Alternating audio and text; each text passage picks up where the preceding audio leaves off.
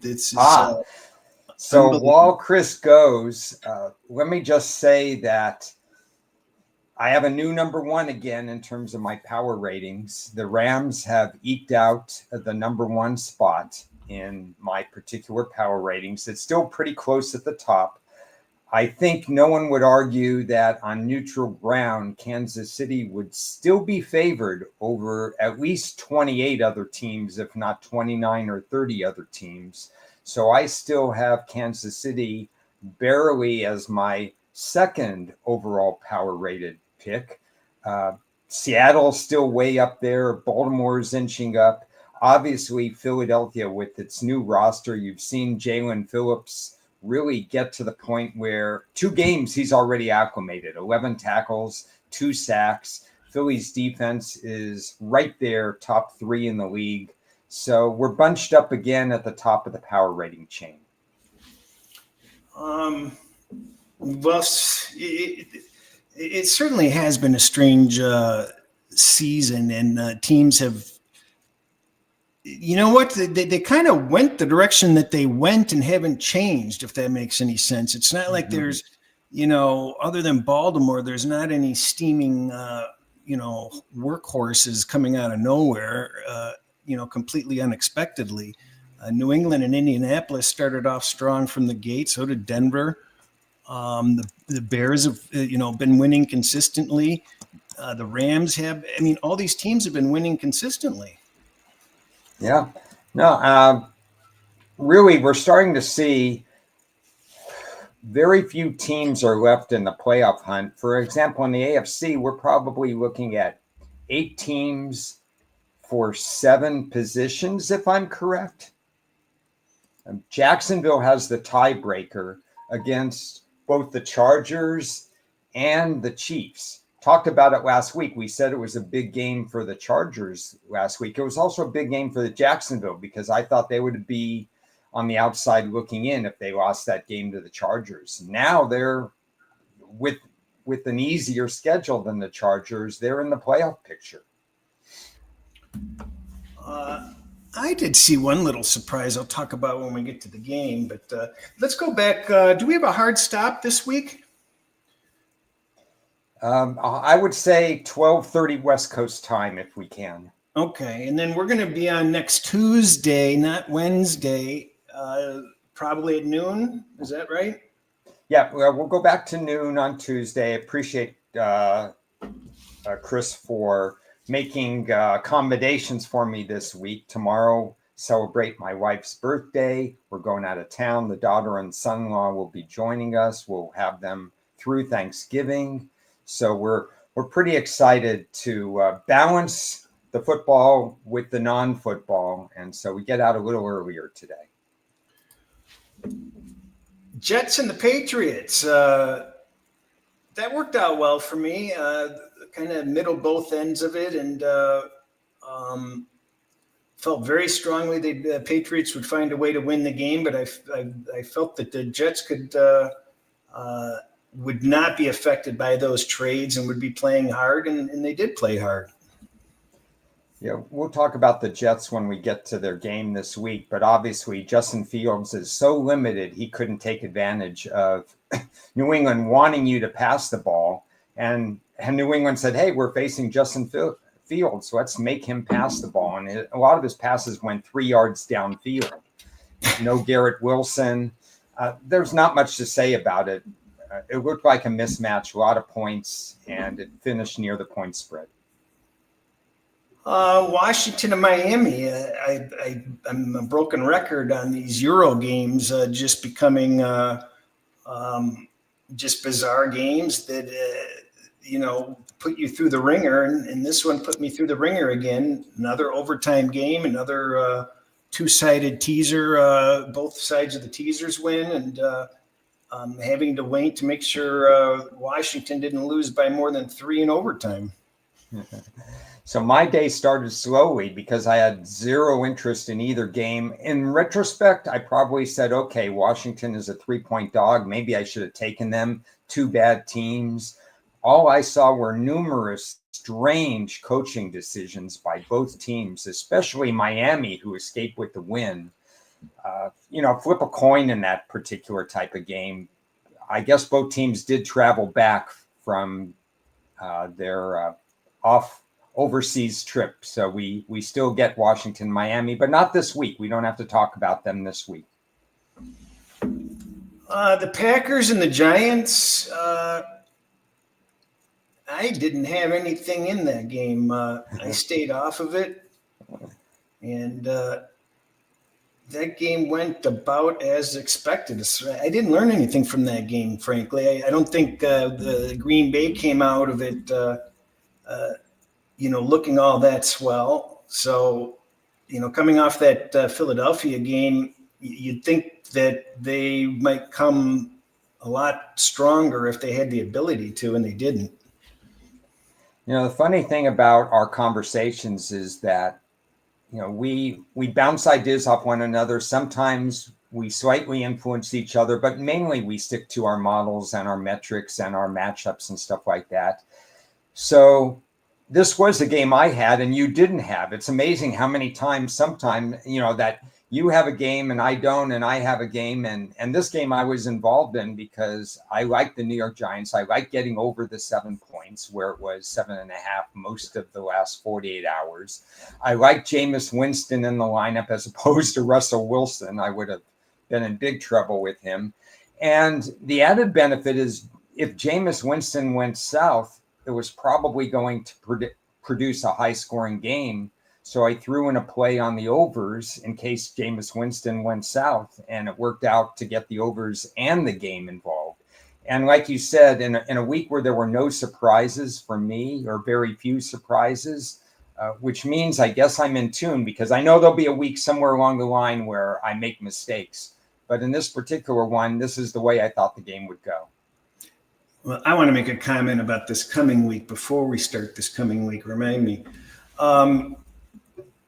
Tampa Bay and Buffalo, that was a pretty wild game, actually. It really looked like Tampa was going to be able to be in a position to not only cover, but they had a decent shot of looking like they were going to walk away with that game somehow, which I expected them to be feisty and able to be in the game. And I was on Tampa Bay and lost it late, and that was a bummer. Yeah, with these teams and the way they play defense, and Buffalo's cluster injuries have been there again on the defensive line. So that gave Tampa hope. Obviously, scoring 32 points, you expect to cover. The back door is always going to be open in this kind of game. And even getting behind 12, the back door was still open. It just didn't happen. Another game that I didn't have, I thought Buffalo, it wouldn't have shocked me if Buffalo was down to the wire in this game. I just didn't know how much Tampa had left with this stretch of games where they played the Rams, they played, they're going to play the Rams, they played Buffalo. They've just kind of been in a funny stretch, and it's not going to be for a couple weeks until Tampa gets the schedule advantage. The Bengals and the Steelers, it just felt like that game could have gone a different way. Obviously, the Bengals were a little worrisome when they became what we call a public dog, where the average person liked Cincinnati. So that's when you know you're in trouble. And sure enough, Pittsburgh found a way to cover, but certainly it wasn't an impressive fashion. And Aaron Rodgers' wrist potentially broken. He still may play this week somehow, but we're waiting on news on that. If you're ever going to have a game where you have a quarterback who hasn't taken a snap play, Mason Rudolph, who's familiar with the Pittsburgh Steelers, with the Steelers system, he gets to play Cincinnati without Hendrickson. They're last in the league in sacks, even with Hendrickson. This is going to be a clean pocket day for a Pittsburgh quarterback. This should have been my top play of the week. It ended up being second because I liked another game better. I love Mike Tomlin. I love the long-term trends and situations that he has. We didn't have situations 2 weeks ago. We had 4 the previous week. We had a couple that I really liked that were specific to this rivalry and to what Pittsburgh has done. Pittsburgh was a very important play for me. And as the game went on, well, especially when they got in, what was it, a pick six or something? At that point, there was no point. I didn't see any way since he was going to get back in the game. And I don't mind Mason Rudolph, especially against a team like Cincinnati. Houston and the Titans, Houston wasn't able to cover the spread, and they actually had some problems. Obviously Mills was in the lineup, and that was the Titans were in a position to possibly win that game. So a little disappointing there. I expected Houston to kind of shut Tennessee down with that defense of theirs, and they were unable to do so. But they covered teasers or parlays on the money line. So semi-okay for me there. Yeah, I didn't take a position in the game. I understood the line movement. I think it opened around 7.5, closed around 6, maybe even 5.5. That was way too low to get involved for me, for a team that had basically not been competitive all season long. But Houston just hasn't fired on all cylinders offensively. They're still not really pushing the pile in the run game. They won mainly because they're a little bit more used to winning than Tennessee is. This wasn't a great spot for Houston, but I didn't want to get involved. The Bears and the Vikings. The only thing I can pat myself on the back on is that I stayed out of being eliminated from the VEASAN Invitational. So I live to play another week. And what I thought was funny was the Minnesota was the most selected team in the contest, and my best bet was the Bears. So that's my only pat on the back for myself. Is the Bears winning outright didn't surprise me. Yeah, Bertie asked a question where I get my situational information. It's all personally driven. Some of it goes back to when I started doing this 35, 40 years ago. And some of it is just based on schedule analysis, which, as people know, I put together, quite an autopsy of how the season is. So I have those kinds of situations where you had teams off buys, teams off short weeks, teams off tough divisional games. And then the situational data goes back from team history, all the stuff I've compiled manually for 35, 40 years. Some of it is verified with just looking back at old point spreads. Dr. Bob runs a whole bunch of situations. I kind of looked at some of those at one point and saw which ones were relevant and which ones were not, and piggybacked on that. There are a couple others in the field that have done that. But most of my situations are personally driven. And because the coaches change over so much these days, I just want to add that I don't have as many situations, especially middle of the year, as I used to. In fact, this week I have maybe 2 or 3 games with situations. So it's kind of the dog days of summer, like baseball. You don't have as many situations. So you work on matchup analysis and power ratings, the other 2 areas that are important to me. Chicago, Minnesota. Speaking of situations, long-term says you're supposed to take 3 points and the dog in this series. But I also looked at turnover data. I even tweeted about turnover data, that some of it is a little bit too random for me. And I thought Chicago could regress with turnovers. And so I kind of stayed away from it just in case Chicago imploded a little bit. But then again, J.J. McCarthy, 3rd or 4th career start, and he was probably going to be more turnover prone in this particular game. I'm okay with staying on the sidelines in this one. Minnesota has dug itself a really big hole.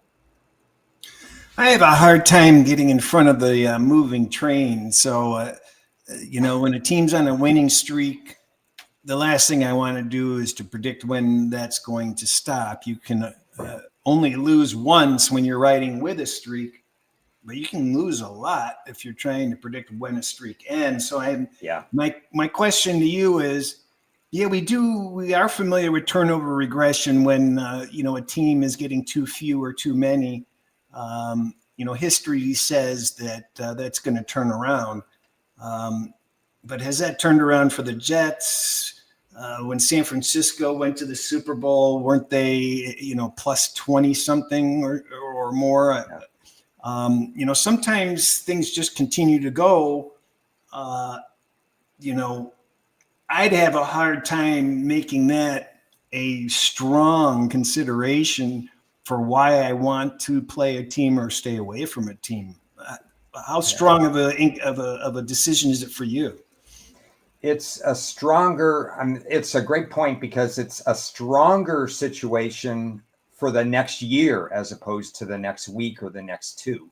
It really tends to regress, except for when you have, you analyze the quarterbacks, and if all that is random and stuff like that, then you analyze the amount of fumbles lost and the amount of fumbles recovered. Because even though people are adept at punching out fumbles, fumble recovery is still more random than not random. So in season, if a lot of your turnover differential plus or minus is due to fumble differential, then you can use it in season. Otherwise, teams like the Bears, they tend to build on that and they get more confident and they get more aggressive in the defense. So they don't always experience turnover regression. But the flip side is if somebody's -8 or -9, like San Francisco was, and then they play a team that's not going to take the ball away as much, like Arizona, we could probably have predicted turnover positive regression for San Francisco last week. That's what I was trying to point out. Carolina and Atlanta. We've lost Penix for the season. That's the latest update. He's going into surgery. We get Kirk Cousins back. I don't even remember what happened in that game. I wasn't involved in that game. All right, I'll talk a little about a game that I think I mentioned on the show. If Atlanta went to 3, I was going to end up playing them. Luckily, they went to 4 instead of 3. But I did, my one blemish on the week, I really appreciate last week, was I did take Atlanta in one money line parlay. I needed to close one money line parlay. I was pretty comfortable with Atlanta. God, I hate their coaching staff. I'd rate their coaching staff 32nd in the league. I know Penix is very mechanical in the way he does business. I'm not a fan of his. But boy, if you allow 448 yards to Bryce Young, what are you doing? Yeah, that's bizarre. I couldn't believe it. I didn't realize that until I was looking at box scores Monday. I'm like, what? Yeah, I know. I mean, every time you want to close the book, I want to close the book on Bryce Young and said there's such a low ceiling. And then he throws for 448. I'm going to say, well, they're going to keep him.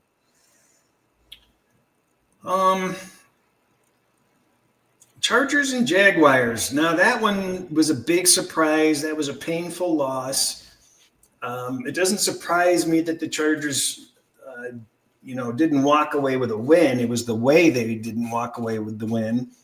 We know Herbert got banged up along the way and he had to leave the game for a bit, but that was an unusual Harbaugh coach team result as far as I'm concerned. Jacksonville had not been playing well in recency, and I just did not think there was much of a chance of them being able to win the game by more than a touchdown, and they won by significantly more.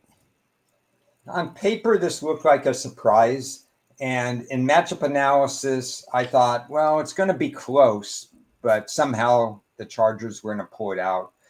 But I think both last week on Wednesday and definitely with Ted on the Inside Blitz on Thursday, I made a comment about that line because I set that particular line 4.5 and the line was 3. And I was trying to rack my brain. Why is the line 3? Why is the line 3? What are the odds makers trying to tell us? And sometimes they're trying to tell us something.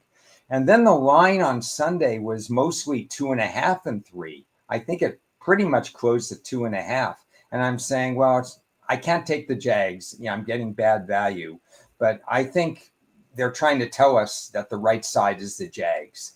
And by kickoff, I just thought the right side is the Jags for no other reason than watching the line movement in this game. Seattle and the Rams, boy, that was an interesting game with Darnold and his 4 turnovers. Um, Seattle settled for field goals instead of touchdowns. Yeah. And that was the difference. They had a chance to win the game at the end, but couldn't quite do it. It just seemed like Seattle did everything they could possibly do to give away that game, yet they were in it at the end. If you can have the Rams as number 1 in your chart, but that chart's wrong. They are not the best team in the league. And when Seattle faces the Rams again, I want to see you bet your Rams. That's all I'm going to say. Well, situationally, in the chess match, Sean McVay won that chess match in some respects in terms of what he forced Darnold to do. In some ways, Seattle won the chess match because they were the first team to match up with the Rams' 13 personnel. Yeah. 3 and 4 tight ends, it didn't even come close to working against Seattle. They really had a good plan against that particular team. Their defense is kind of built differently that way. I think Seattle was the better team, but obviously turnovers are worth points. And when you're -3 in the turnover ratio, you can't overcome anything like that. It's just game on the line. I still would rather trust McVay and Stafford over Darnold. It just came down to personnel because I think Seattle's every bit as good as the Rams. Power rating wise, they were 2 and 3 last week. Now they're 1 and 3. So it's not like they've fallen off a cliff for me. Yeah, that's the wild card is, we're talking regular season at this point. Do I have the confidence in Darnold with high leverage situation in playoffs? No. Yeah, that's not an issue. That's an issue. So, if it was regular season, I would take Seattle all day long. I think that they're the better team, but we're just going to have to see. That's what's going to make these playoffs interesting. Yeah, it'll be a grab bag in the playoffs for both leagues, I think. So,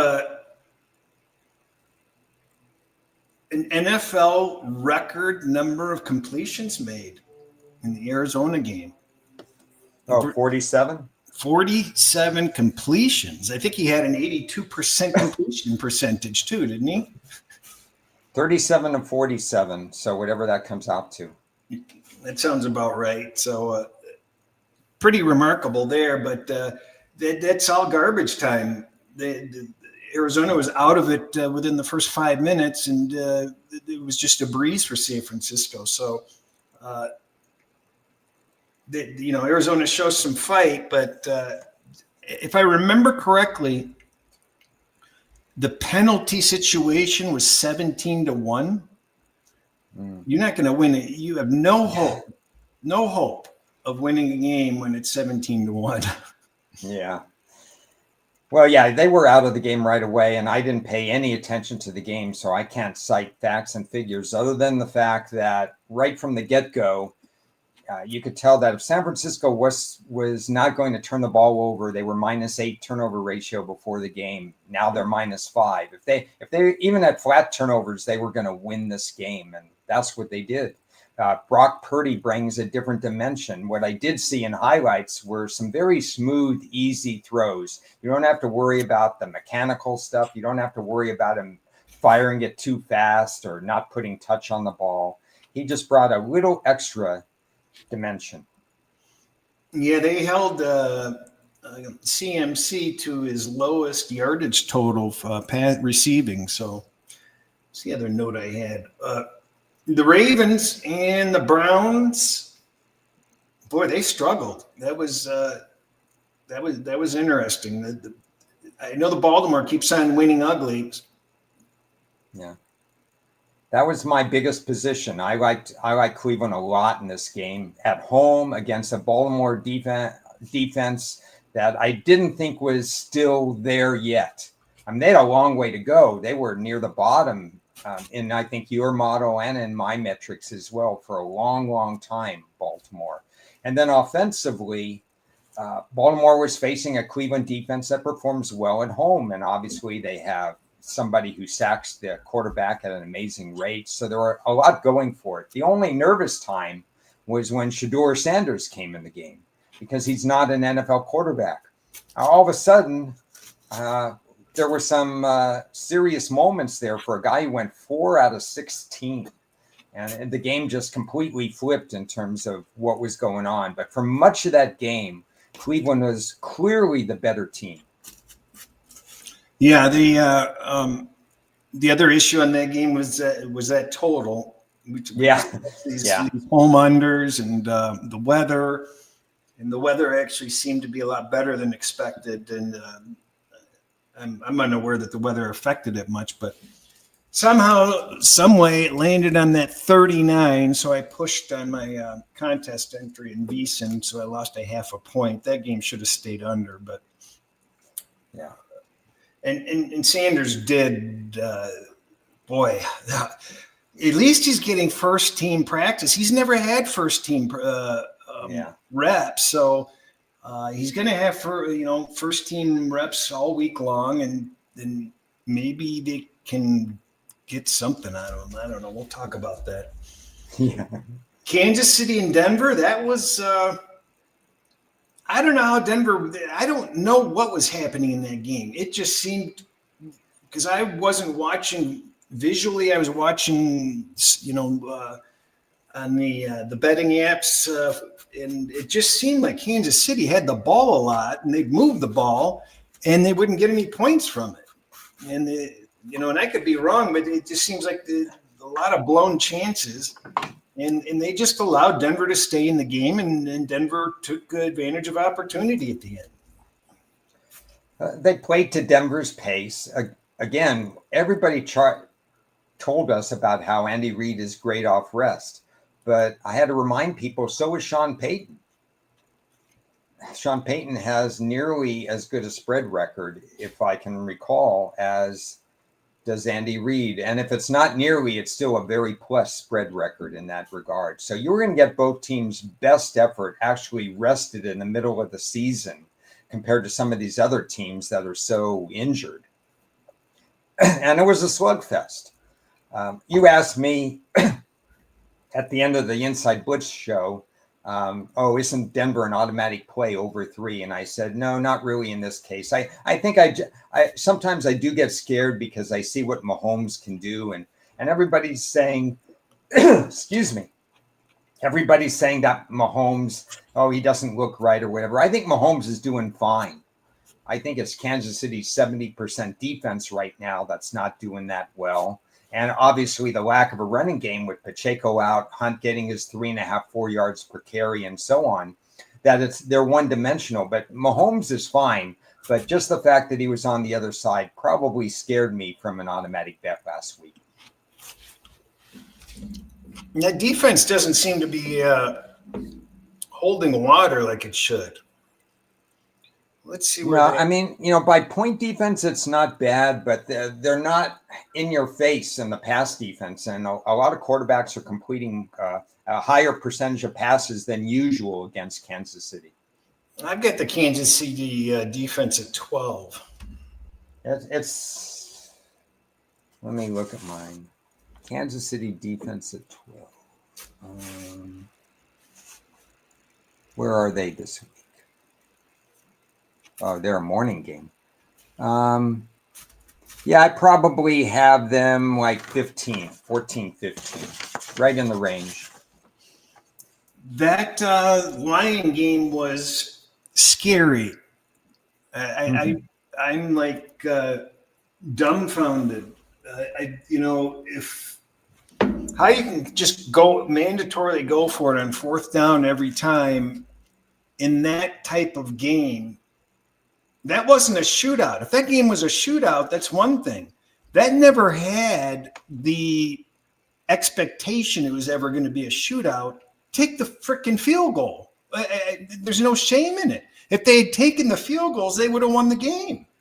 So I just really did. This is what I was worried about with Campbell. Yeah, we were patting him on the back against a mediocre Washington offense or defense, but I don't trust Campbell to make the right decisions if he's going to be the strategy guy. And he didn't. And he continued to make the same mistake. He should have taken the field goal. I think, for sure, 3 out of the 4 times he didn't. Yeah, I can sit back and listen to what you have to say there. I mean, the bottom line is analytics is not as cut and dry as people make it out to be. When they flash that stupid stuff on the screen in these primetime games, 4th and 2, you go for it, 4th and 3. It depends on who you're playing, what personnel you have in the game, what the time of the game is at. Is it late in the first quarter? Is it the second quarter? Is it the fourth quarter? There's a million things that go into not putting up a random thing that you go for it, 4th and 3 at whatever. That's just not true, and it's insane. And Campbell violated the rule, I agree, 3 out of 4 times. This is the first week where I'm getting sick of my timeline and these people in their commentary about when and when not to be going for 4th downs and such. STFU.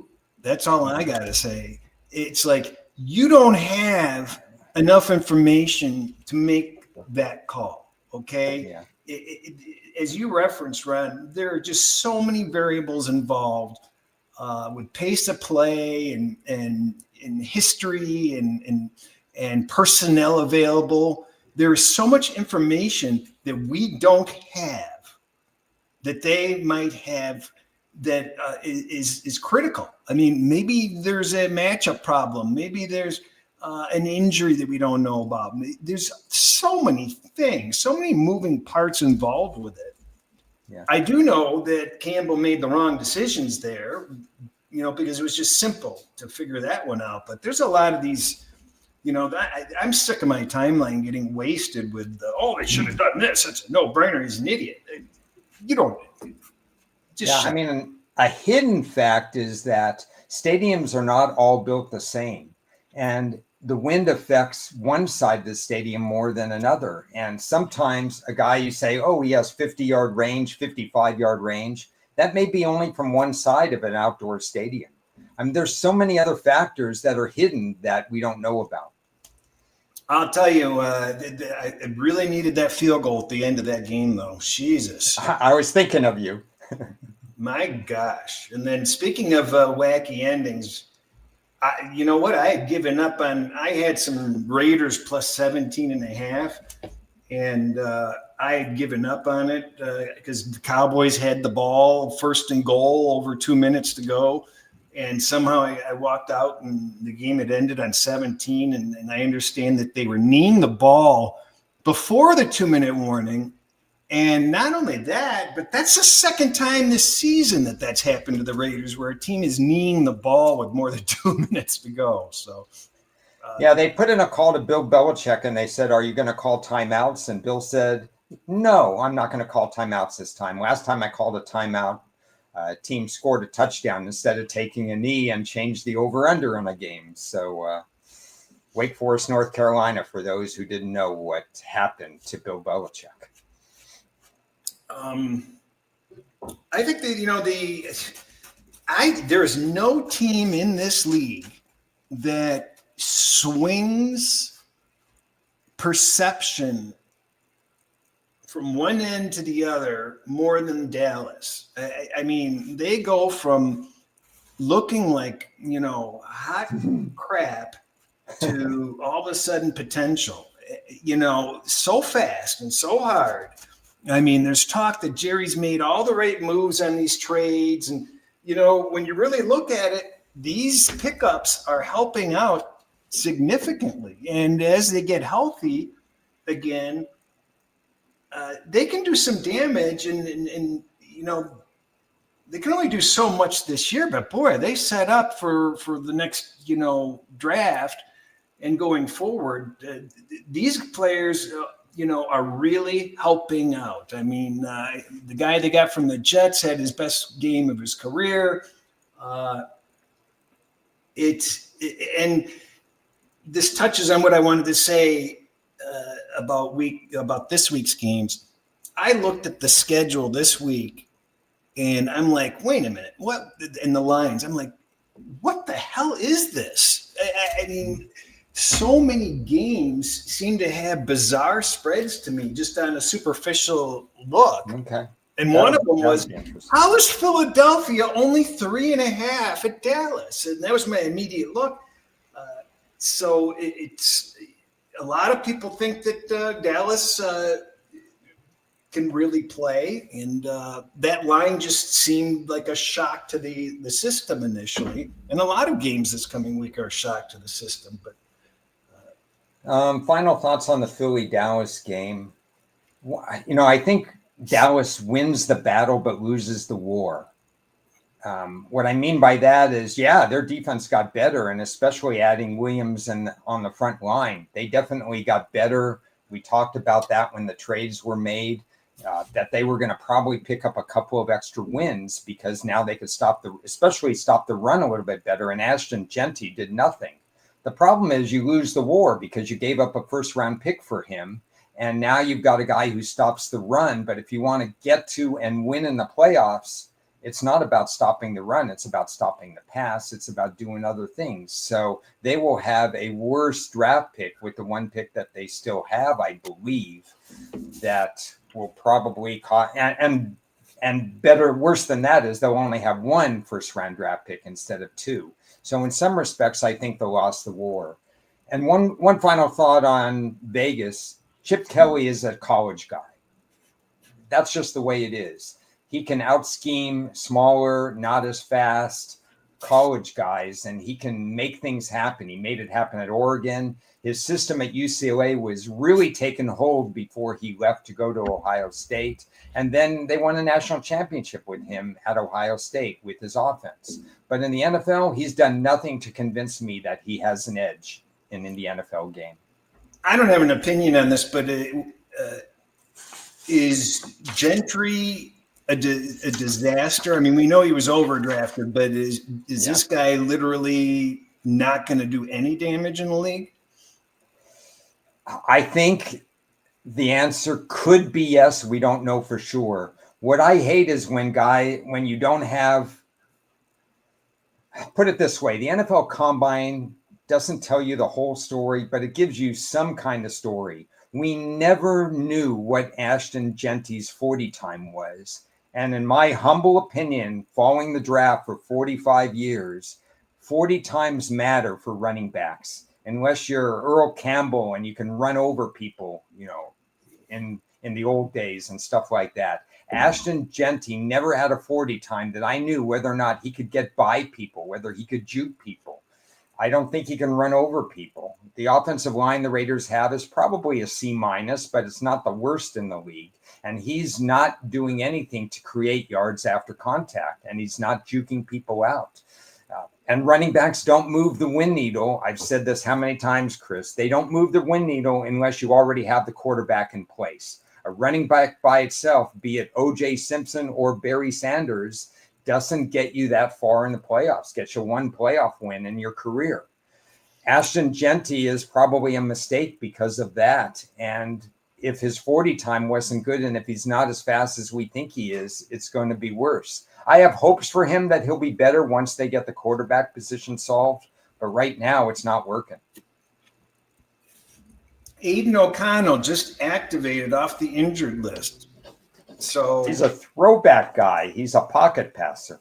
He had the great preseason, and I have a feeling we'll see him a lot faster than some might expect. Yeah. And just my comment on looking at this week's schedule and the lines looking just nutty and bizarre and off doesn't mean that, for example, Philadelphia 3.5, I didn't expect that line to be so low. It doesn't mean I don't think that there's still value on Dallas. It may just be, I'm surprised that the market sees, so little value in Philadelphia, so to speak. And there's other games that are in the exact same situation. And before we go into this week, I just want to make some comments because I was charting all my alternate lines last night because I keep a chart just for quick reference, as an alternative to betting parlay or teasers, I'm charting, various numbers of alt lines. And I felt it necessary because to mention that you can't just exclude a shop like Caesars or MGM entirely, even though they have absurd lines. Like I just burst out laughing. They had the Chicago alternate line plus 7.5 at minus 769. And I'm like, what the fuck? And there's a handful of other lines that are just off on Pluto. But this is what the problem is and how diligent you have to be when farming lines of value. They've got other lines that are best in market. So just because they're absolutely highway, robbery on a lot of lines, which these alternate lines, the vast majority of them are ripoffs, but you can find every week very fair, reasonable alternate lines. And unfortunately, you don't know when to expect them, who's going to be giving them. And there's just a lot of inconsistency with it. So I don't think you play around much with those alternate lines, do you? No, I don't usually get involved in that, but it's probably in terms of moving on information and stuff like that, alternate lines probably are not the first lines that move. So you can pick apart one or two of them, slow moving, but I generally don't get involved in alternate lines.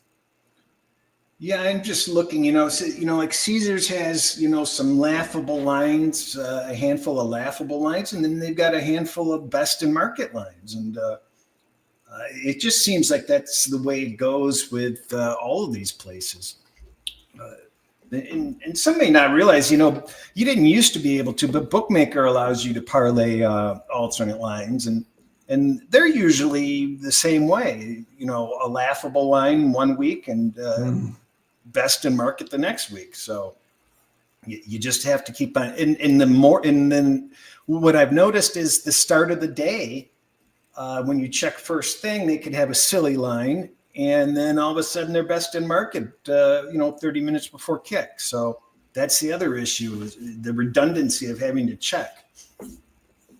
Yeah, I mean, you really do, like I said in the chat, shop around. You have to have more than one out. You have to have books that don't clone one another. When something moves, everything moves at certain books, but it takes work. It takes effort to do what you do, Chris. So Alan, we've got the Bills on a short week. This is the best possible situation for Houston, probably, is just getting a team like Buffalo on the short week on the road. Allen had 3 touchdowns passing and rushing. The only quarterback to do that, and he's done it twice. Yeah. Here's something that's interesting that I wrote down. You haven't done your expectations for props yet, have you? What do you have Cook at? Oh no, I won't have time to do. I just wrote down some quick notes. I didn't know you were going to ask me about props. What did I write down in this game? My expectations are that a couple of wide receivers are not going to make as many catches as maybe they're going to be lined out to be in this particular game. I'm watching if Stroud plays. There's a connect in terms of some quarterbacks to some wide receivers and some quarterbacks to some running backs. And so if Stroud plays, he's more likely. Stroud's out. Stroud's out? Okay, Yeah. Then I don't have to worry about that.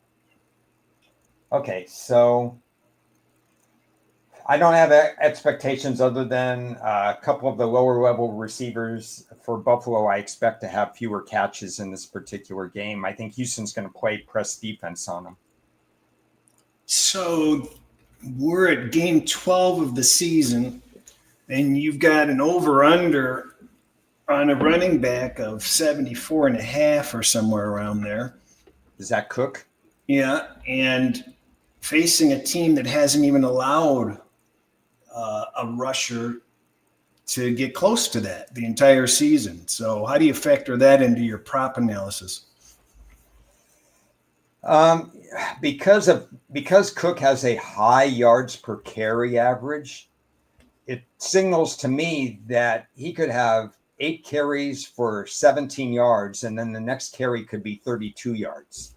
So it's probably something that I wouldn't even get involved in because of his ability to break tackles or get out in open space. So it wouldn't be somebody that I would mainstream look at.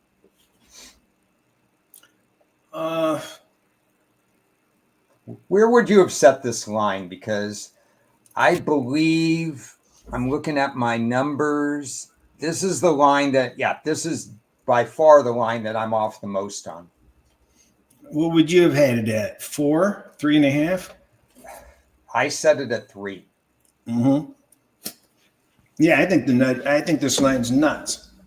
Yeah. Here's something that surprised me. I was kind of bringing it up last week, going, boy, like Jim Carrey. So you think there's a chance? If Houston wins this game, they have a 46% chance of making the playoffs. That's reasonable. Yeah, because if Houston wins this game, it means that Buffalo might be a wild card. That means even though they still have New England on the schedule, they're falling further behind. And what you're saying there is if Buffalo's a wild card, Houston owns the tiebreaker advantage against them if they win this game. Yeah, this is an important game. This is going to get full attention from Houston, full focus. They've got a defense. When you have a defense, look at the games last week with the teams that have defenses. You muck up offenses, and it changes the whole complexity of the game. And if you can get the jump on the opposing team and make them play from behind and get off their game plan the whole time, you're in it. So, Mills is not, an inept quarterback. I'd put him at like kind of middle of the road backup, wouldn't you? Yeah. Yeah, I think this game hinges not as much on Houston's defense, but on Houston's offense. What have we said all the time? What you want to do with the Josh Allens, the Tom Bradys, the Peyton Mannings, whatever, high level quarterback, the best place to attack them is when Josh Allen is sitting on the bench so that he's not getting in rhythm. I think Houston has to move the chains in this game. And even though their running attack has been wildly inconsistent, you can run on Buffalo. And I think their game plan should be to mix in runs and passes to the extent that they're playing with time of possession in this game, because their defense can match up with Buffalo and Josh Allen until Josh Allen gets into rhythm. Right. You don't want him to get into rhythm. I haven't seen an update on Schultz. I know he was banged up, and he's an important part of being able to help that offense. He's caught 51 passes this year. So I know that. Just hope he's playing, but so we're in agreement on that one. Yeah, I think so. Pittsburgh and the Bears.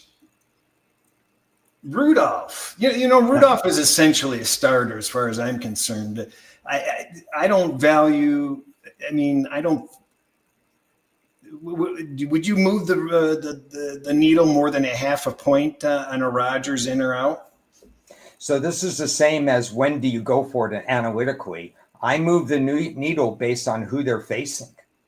And in this particular case, against Seattle, against Cincinnati, I didn't move the needle even one point. Against Chicago, I could move the needle maybe a half a point, but not if we're talking about a less than 100% Rodgers. Right. In fact, I think Chicago would be more motivated to play their owner, so to speak, Aaron Rodgers, than they would with Rudolph. They may not know what to expect with Rudolph. As it was mentioned by Omer, Bears have won 5 games within the trailing in the last 2 minutes. That's a sign of a pretty good team. They are alone in first place. Hard to believe it. No turnovers again. Yeah. I don't know. When do you step in front of the moving train? I'm certainly not going to.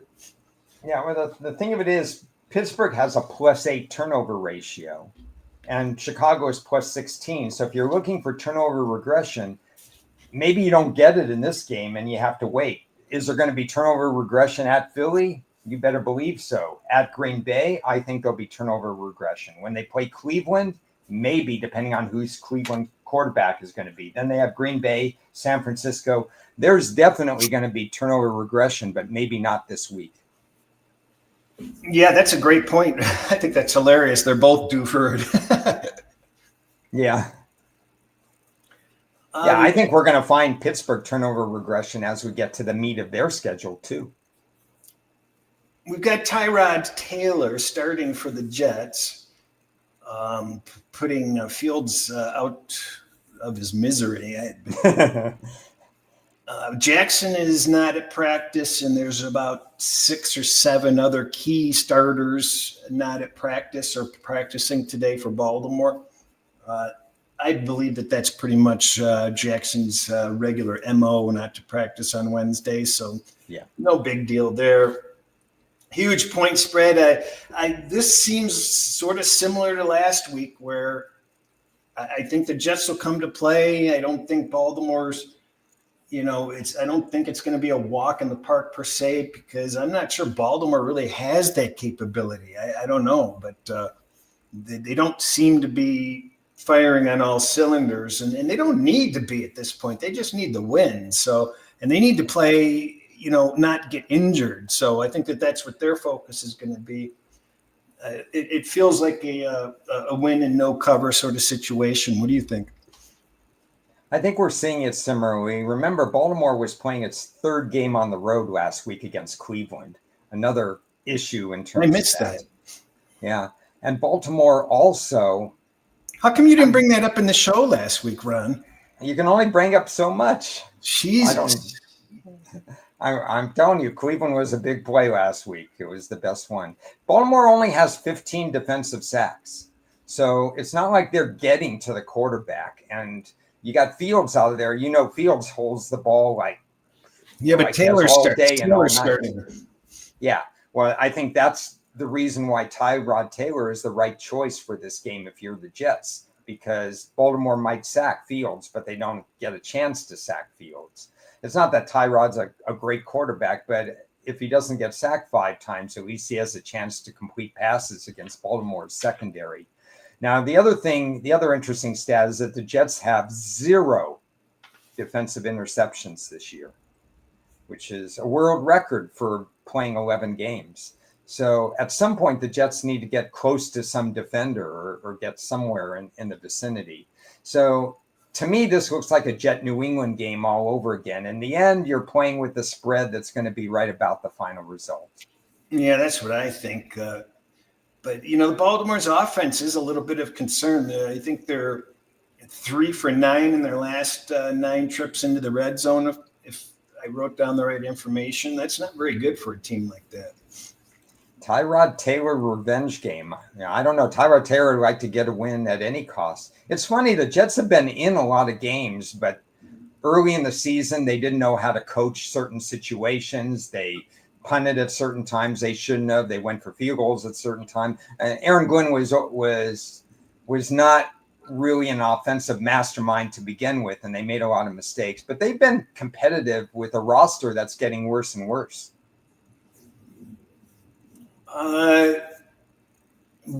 Dart is on path to start against the Lions. The Giants are the number 31 run defense. Yeah. And the Lions like to run. So, but I think, when you really look at the playoff race, the Lions are, on that border cusp of they can't slip up anymore at this point. So, I mean, it's not like their playoff leverage changes that dramatically, but it gets closer to 50%. A lot, and that would be ugly. JMO back in the fold again, as we mentioned a few weeks ago. It was expected that he was going to get more involved. He had that dumb shit penalty after he scored the touchdown. Yes, which was concerning. But 0 for 5 on fourth downs. Laporta gone for the season. They are going to get some players back this week, Rodriguez and somebody else. And they're 12-0 off of a loss. There aren't too many better 10-point teaser situations than the Lions this week. As far as covering that 10, I don't know. I didn't know Laporta was out. Probably won't make any difference this week, but that's huge in some of those divisional games coming up. So, that's too bad as far as that's concerned. This is not a good matchup situation if you look at the matchup analysis for the New York Giants. It's just not a good matchup situation for them. And for Detroit, what else did I write about Detroit? Well, I think it's a get well spot for any running back in this game, Montgomery or Gibbs. I think they're going to be able to do a lot of the things that they couldn't do when they were outside playing a Philadelphia attacking defense. So it looks night and day different. The only side that if I were a guy who liked to lay 10 points, I would lay it with Detroit. I wouldn't look at the Giants, particularly in this situation. I don't even show too much value on the Lions, frankly. It's they need to this offensive line is a problem. Goff had his worst career game last week against the Eagles, but it still needs to be said.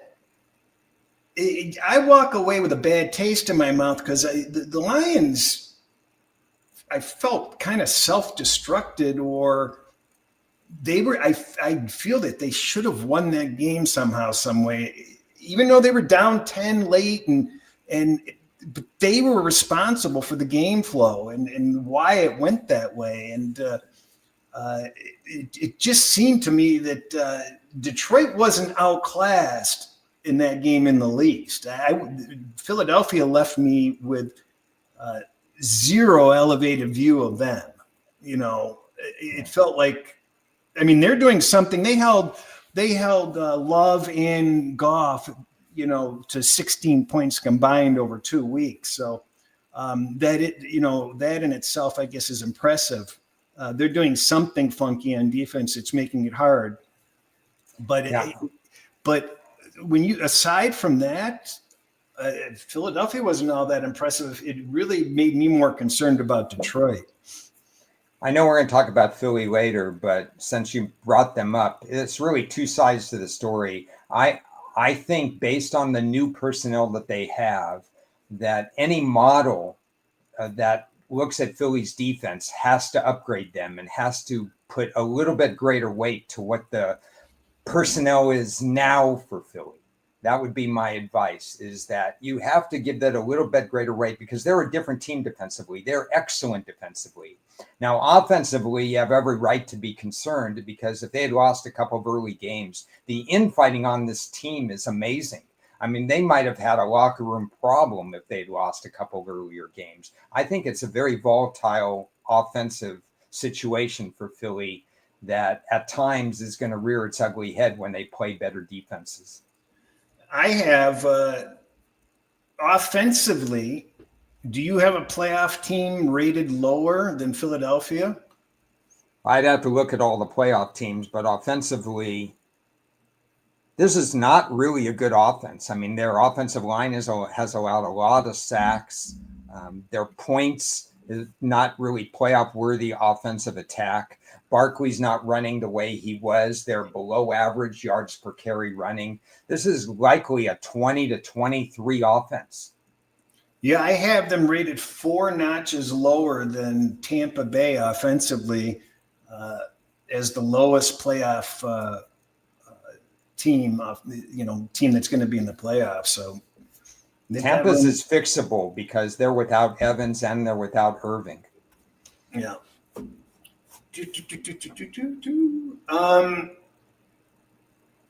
Patriots and the Bengals. Chase is out.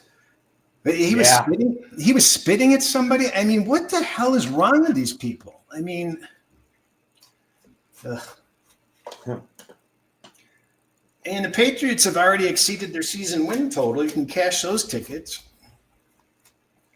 Yeah. I don't have much to say about this game. It feels like it's going to be one of those. It just seems like I don't know what to make of it. Yeah. I think this was a bad game for Chase to miss because New England wants you to throw the ball because they stopped the run so well. I'm not going to endorse New England because I still think the back door is open for Joe Flacco to throw that late touchdown and stuff. But I don't want to. I agree with you. Not much to say about this game. Maybe they cover in the back door. Maybe they don't cover. But my expectation is New England will find a way to win. I mean, at 3 wins, they really should be hanging it up. I mean, they should sit Burrow the rest of the season. They should. And as Omer pointed out, Hendricks is out again, or Hendrickson is out again. So it's amazing because even with him, they are 31st and dead last in sack production. Well, I'm just happy that the Lions didn't grab him because he seems injury prone, and they would have had to have overpaid for him. I mean, he's a great player, but yeah, let them roll the dice. The Vikings, Seattle and the Titans. There's not much to say here, is there? No, I don't think so. It's weird because under normal conditions, Tennessee would have an incredible schedule edge. Here's their schedule: home game, bye, home game, home game, home game. I mean, that's 6 weeks in the NFL that you don't go on the road, but they've lost all these home games. Going back to the Detroit game, I don't know. Do you know what's up with the Lions for the next 6 games? Do I know? I have their schedule. What is the common theme on those next 6 games? Let's see. 1, 2. I don't know if there's a common theme, but they have 3 home right now. And then they got 3 or 4 on the road. They're going to play all the divisional games. They're going to play a lot of playoff teams. Dome. Good point. Yep. So that might help them a little until bit. Chicago at the end, unless they build a dome between now and January. I think the only comment that I have written down is JSN is the first player to have 75 yards plus the first 10 games of their career. It's pretty impressive. He's probably going for 11 against Tennessee. Yeah. But yeah, so Tennessee normally would have a huge scheduling edge. All these home games not have to travel, and Seattle off a divisional game that was down to the last kick. You would think that Seattle would be in a very bad frame of mind. So I guess I would look Tennessee in this game, but Seattle is by far the better team metrically. Yeah, it's not close. Yeah. But, then how much do you asked this question about 5 or 6 weeks ago? In fact, you didn't ask it in the form of a question. You went ahead and said, do you think that there are more scheduling situations this year than usual? And I said, yes, because the NFL doesn't care about safety and this and that. They want Kansas City on a Wednesday, Friday, whatever. They got games all over the continent, and far away. And they've got 3 road games, 3 home games, 3 games in 11 days, 4 games in 17 games. They're creating more situations because of the way they're scheduling. Vikings and the Packers. Got a little sticker shock there at that 6.5, 7 that they put out. What about you? Yep, I said it. Now I have Minnesota's power rating circled, but you're right. I said it at 5. This is probably, other than the Buffalo Houston game, this is the second most line that I'm off of. So why is that? Well, you know what it is. There's a half a dozen games that have lines that we are just not accustomed to seeing between teams, or just surprise us, out of the blue for whatever reason. And this is one of them. But I don't think that the line's that far off, frankly. Even though I'm not that high on Green Bay.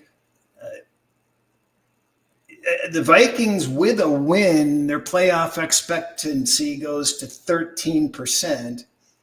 Green Bay with a loss, it goes down to 55%. When you've got this divisional rivalry, there's no love lost. Minnesota's going to come to play regardless. So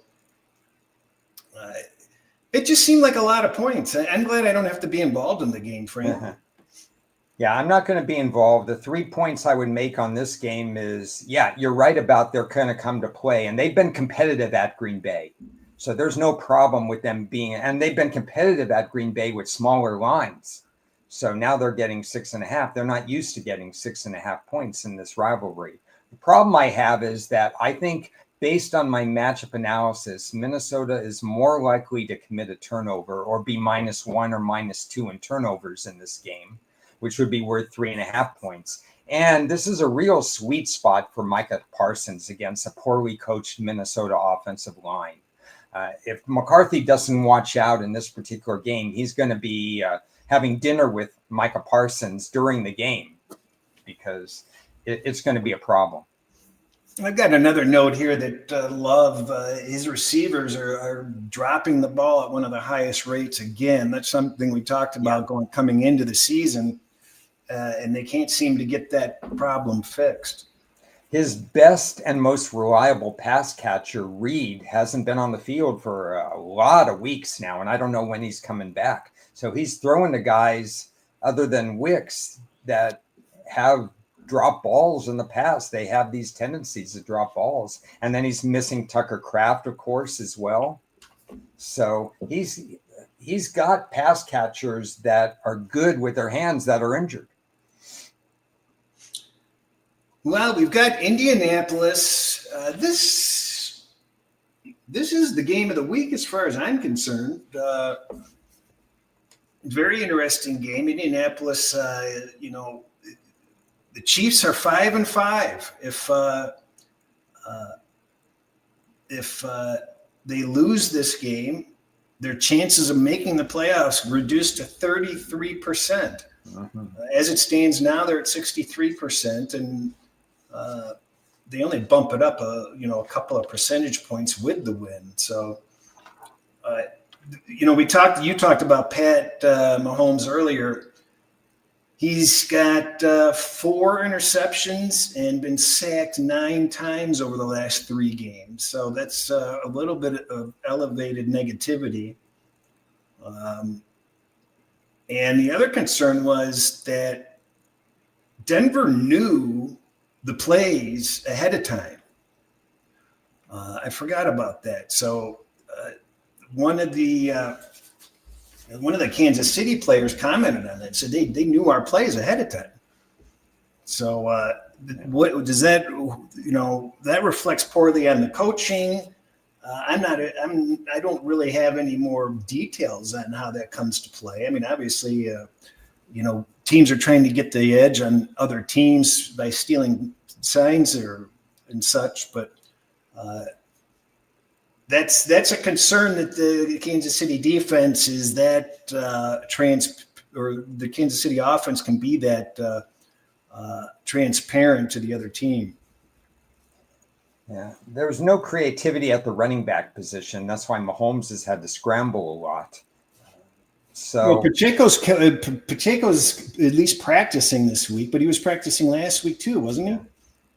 Yeah, maybe he comes back this week. Maybe I don't know that he's 100% if he comes back this week. And either way, he's not a creative necessary running back. He just runs angry. That's what I've always said about him.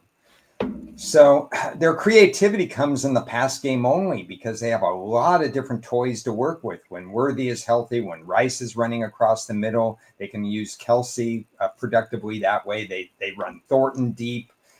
They run a couple of other guys here and there. And there's a lot to like. And the schedule is going to ease up. If you look at the last part of the schedule after the Indianapolis game, they're at Dallas, which doesn't play much defense. They host Houston, which obviously plays great defense, but will be offensively challenged. They host the Chargers in a revenge game. KC's usually very good at revenge games. They're at Tennessee, revenge again against Denver, and then they're at Vegas to close the year.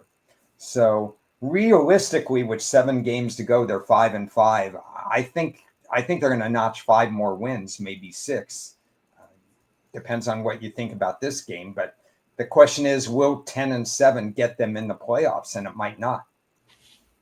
I'm interested. We'll get to see the real Indianapolis, what they're made of, especially coming off a bye. So I think it just makes it intriguing. You know what I can't come to grips with is that it's an early game, and that it really has late game written all over it, and I'm not even sure the Eagles-Cowboys matchup. I guess at the beginning of the season, it fit that niche. But Cris, it wouldn't hurt the NFL if they went from 7 to 6 games in the morning and 4 to 5 games in the afternoon. It's not the end of the world if they did that. So we found out why CeeDee Lamb was benched on that first drive. I guess he was vomiting at the Red Rock Casino at 7:30 in the morning from being out. I'll have to read that. Yeah. So another Cincinnati Bengal with attention to detail. Let's see here. Jacksonville and the Cardinals. Brissett 445 completions, or 452 yards, 47 for 57. And they've committed 17 penalties against San Francisco. And the Jaguars are off of an overachieving game. Jacksonville, a small favorite. I think they moved up to 3, didn't they? Yeah, they moved up to 3. Injury bug hitting Arizona also. Yeah, they're down another running back. They're down 3 running backs. Harrison's out again. Yeah. So they basically threw 47 passes to almost just 3 guys. They had one guy who's not a household name. He caught 15 passes. That was Wilson. McBride, we know he catches a lot of passes. He caught 10 or 11 passes. So there's a lot of stuff there. Jacksonville's defense, I don't know where you have them rated, but they're better than I thought they would be this year. Not exactly getting to opposing quarterbacks, but I still have them slightly better than average. Yeah, same here. I have them just outside the top 10. Motivation is a hard thing to judge. I think Arizona is a train wreck right now in a lot of different ways. But one of my favorite situations says that Arizona is the right side in this game. Well, my impression of Arizona at this point is they don't give a shit in a good way. Yeah.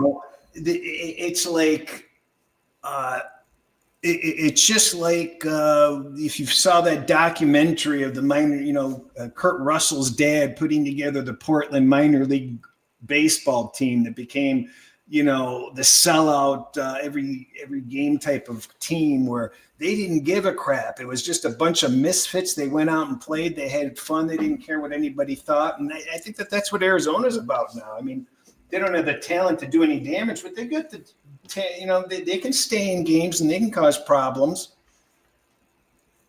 Yeah, I will probably play Arizona this week. I just wish that I don't trust them in crunch time because I don't like their defensive coordinator. I don't like their defensive schemes. We've seen them lose countless number of fourth quarter leads. But I just think that situationally, this is a good spot for Arizona. Well, I think you're right. But I will not be playing Arizona. I will not be playing Jacksonville.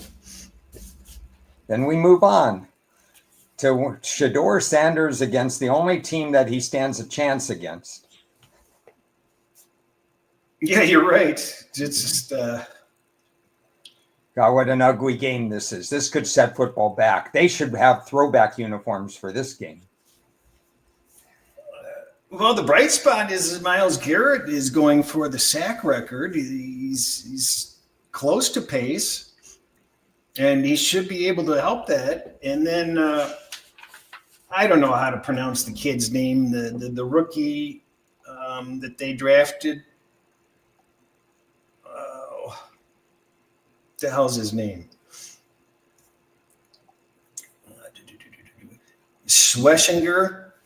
Oh, yeah. He's having a big year.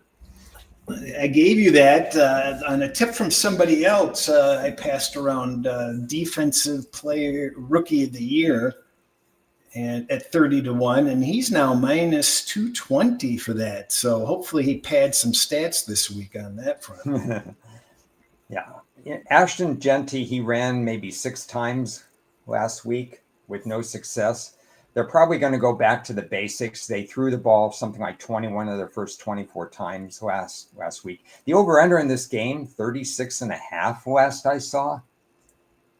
Yep, we're now done. There's 36s everywhere now. Okay, so they really don't expect anything out of these offenses. Well, it reminds me that Jacksonville 3-0 game. Isn't that what the score was? 3-0. There was a Raider game that ended 3-0 in overtime, wasn't there? Yeah, this is. How are the Raiders going to score? I mean, the Browns have a great defense. Well, their splits are bad on the road, and it's a dome-type situation. So Geno's hardly a perfect quarterback. This needs to be his last year as a starter in the NFL. But I could see him completing a couple of passes in the dome. I could see him. Brock Bowers is tough to stop. So, I mean, Vegas should score on Cleveland because Cleveland's road dome in this situation. But it would behoove somebody to block, the pass rusher in this particular game. We've got 8 minutes to get you out of here. So Atlanta and the Saints, Penix out, Cousins in, Saints off the bye. Saints just dumped Brandon Cooks today. What do you make of this game? Typically, you look dog and you look visitor. But the problem is Atlanta is down a few players. Aren't they down more than just their quarterback? Yeah, Drake London is out. Is he out for sure? Yeah. Okay. So, I mean, that's a massive loss because Drake London has made some acrobatic catches these last 2 or 3 weeks that other receivers wouldn't make. So, they've got no coaching either. Yeah. I mean, this is the worst coaching staff in the league. They're going to have to. I mean, I think they run Deshaun Robinson 23 times in this game and see what happens. New Orleans has a decent D for all the problems they've had offensively. New Orleans isn't stopping the run that well. I mean, decent. I'm saying it's not bottom 5, not bottom 8 type defense. It's not fantastic, but they've probably been on the field a lot too. Yeah, normally I'd look only the visitor in this. If the line went to 3, I'd have to look at Atlanta. Otherwise, I'll pass. Philadelphia and Dallas. We've talked about these teams.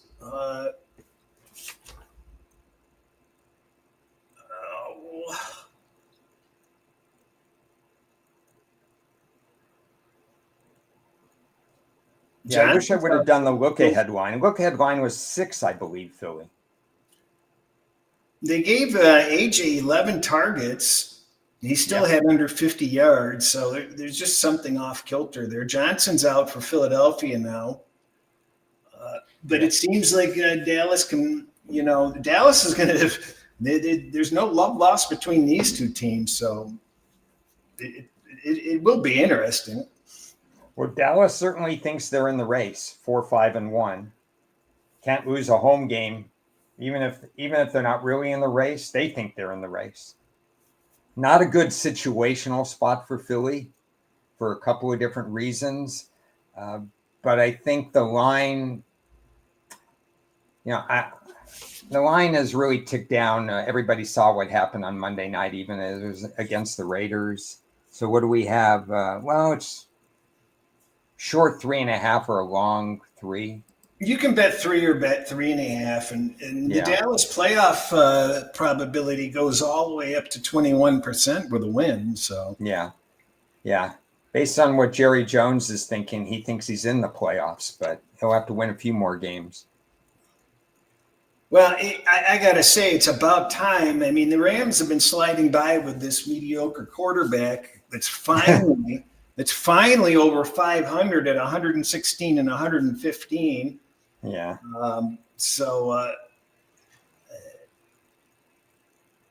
Let's see what they have not trailed in the game since week 6. Are you aware of that? I'm not aware of that. That's an impressive stat. That's an impressive stat. The Tampa Bay seems to be, they're not getting back the name players, but I think they've got some new people practicing and ready to plug and play. Where do you have them defensively? Who, the Rams or Tampa? Tampa.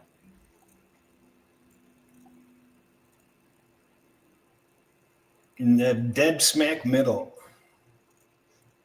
Yeah. They have a +9 turnover ratio, but the Rams are +10, so there's no edge there. And I'd probably say offhand that Baker Mayfield is more likely to throw an interception in this game as opposed to Stafford. I would agree with you that I don't think we'll see 7 on that game. I mean, we do have some soft 7s in the market, but it seems like a lot of points. Yeah. Running back Tucker, he really came alive. He wasn't supposed to be the lead back last week, but he had a great game. I think Tampa's going to need to run to take the pressure off their passing game in this one. Yeah, well, he's not going to be sneaking up this week like he did last week. He had two long runs for touchdowns, didn't he? Yeah, he kept their lead running back off the field, who luckily got 3 more yards in the second half. But basically, Tampa ran well. I mean, they ran wildly last week against Buffalo, which is a Buffalo concern. But the Rams are much stronger against the run than Buffalo. Bryce Young throws for 448 yards, career high, and he isn't even number 1 for the week as a Brissett. And he was sacked 5 times. This is a goofy game. This is just a goofy game. If Carolina wins, they have almost a 50% chance of making the playoffs. I wouldn't expect they have much of a chance to win. How did they follow up from last week? How did they do that last week? I'm not even sure. Atlanta helped them. Carolina's remaining schedule: hosting the Rams, bye week, very late bye week, at New Orleans, home to Tampa, which could be important, home to Seattle, and then at Tampa. So they play Tampa 2 of the last 3 weeks, which keeps them relevant if they steal a win here.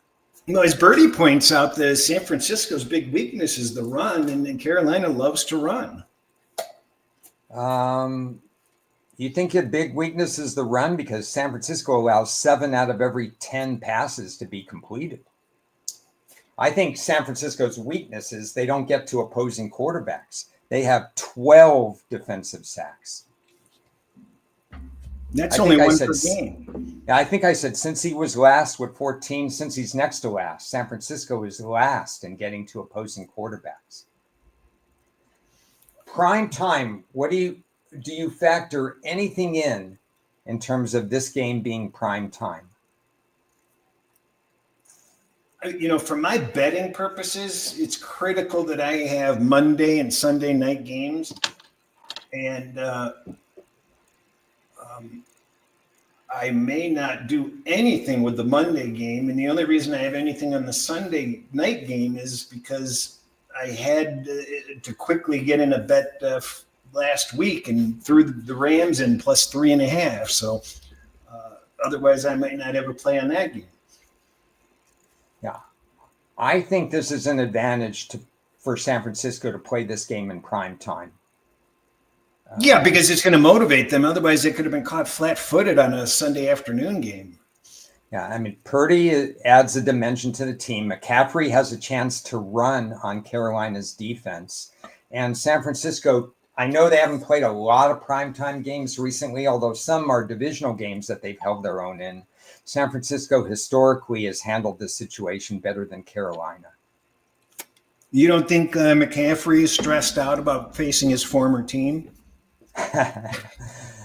No, I don't. I think San Francisco is in third place in the NFC West. And if they want to continue to climb or try to climb, this is a very important game to them. I don't expect them to win the division, but every win means another mark, another notch in terms of making the playoffs and closing some other team out.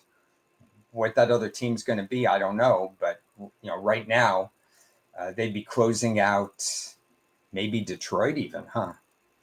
I have Atlanta and San Francisco and Carolina's defense back to back.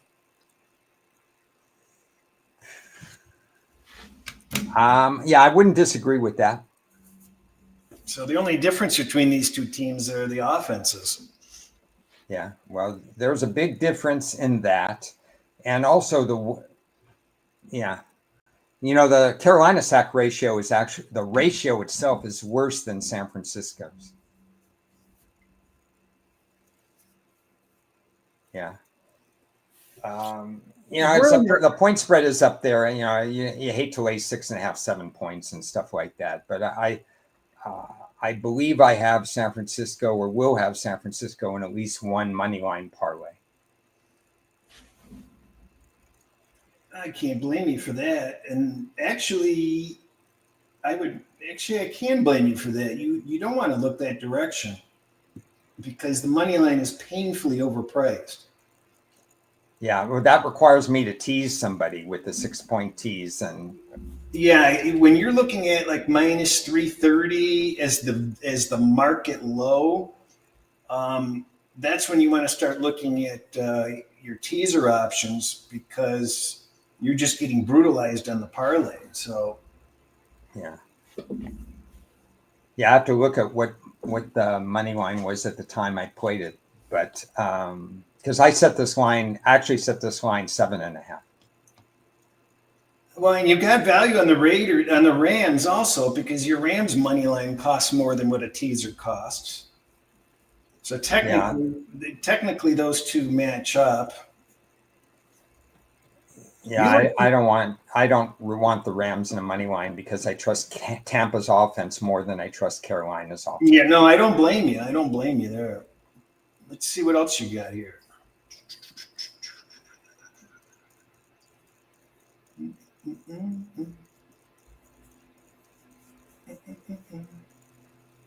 Your Packers. My Packers. No, I'm already weighing too many points if straight. I'm not getting a full value. And I know it sounds silly, but if you do like your Houston, since it would be the lead teaser, right? That's understandable. You can take them. I would do a 3-team teaser and start off with Houston, over that 11.5, and just trade it in for a straight bet if you were considering a straight bet. Yeah, I'll look at some options. I do have San Francisco winning this game at a pretty high percentage.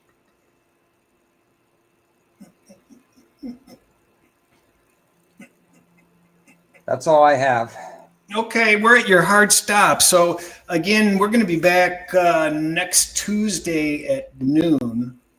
It's Thanksgiving week, and some people have family coming in to visit them, and needs to jockey everybody else's schedule around, and that's good. So that's all I got. Thanks for all the comments. Sorry we didn't get to a lot of them there, but any comments that are placed after on the YouTube, we'll try to get to. Everybody have a great week. Yeah, and we really appreciate it. We get a lot of comments, and I've been extremely lax in responding to comments. It doesn't mean that they're not appreciated. We appreciate everybody watching, and it just a lot of people reach out to us and make comments and observations and stuff, and we appreciate it. We're just having a chit chat. It brings us up to speed. Forces it's a part of the process of schedule and routine for us. So that's why we do it. And I know that we share some stuff that's unusual, and we don't try to sell you a damn thing. So that's what's all most important. Buy nothing from us. So we'll see you next week.